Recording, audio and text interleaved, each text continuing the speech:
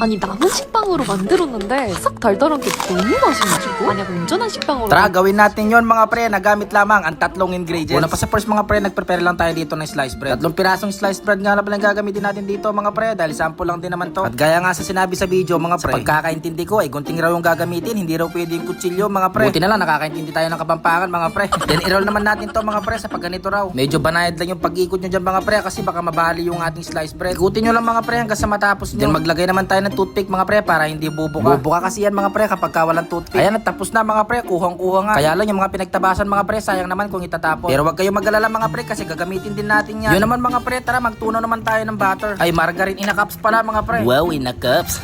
Hintay lang natin na medyo mag-melt yung butter mga pre, tapos sunod naman natin yung white sugar. At siya nga pala mga pre, hindi nakaka-diabetic itong sugar natin. Unsweetened kasi yung gamit kong white sugar dito mga pre. Actually, nauulam ko pa nga yan mga pre. At yung nilagay ko palang white sugar dito mga pre, tansyameter lang yung ginamit natin. Pero parang nasa 3-4 na kutsara mga yun, pre. Hintayin mo lang na mag-melt yung sugar natin dito mga pre. 5 to 7 minutes sa mahinang apoy lang, matutunaw din yan mga pre. Wag ka lang mainit. Ayan, at dinip ko na nga pala dito yung ginawa natin kanina mga pre. Wow, dinip. Lalim nun pre. Basta makita nyo na coat na lahat yan mga pre, okay na yan. At sa mga oras na to mga pre, medyo nilakasan ko yung apoy. Kaya nangyari yun mga pre, medyo nasusunog-sunog na. Kaya kung gagawin nyo to mga pre, siguraduhin nyo lang na napakahina talaga ng apoy. Ayan, at pati mga pinagtabasan natin mga pre, sinasabi ko sa inyo kanina, hindi masasayang to. Kaya kinote ko na rin siya sa ating melted sugar mga pre. Medyo i-rest lang natin yan mga pre, tapos hintay lang natin lumamig, okay na yan. Okay, yung katotohanan na walang halong kasinungalingan.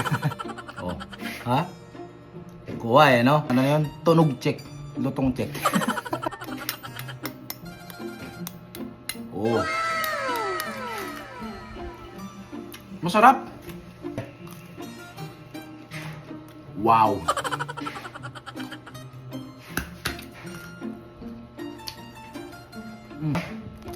Oy, may crack.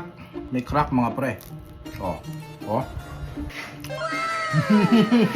Wag na ganito. Ganito na lang.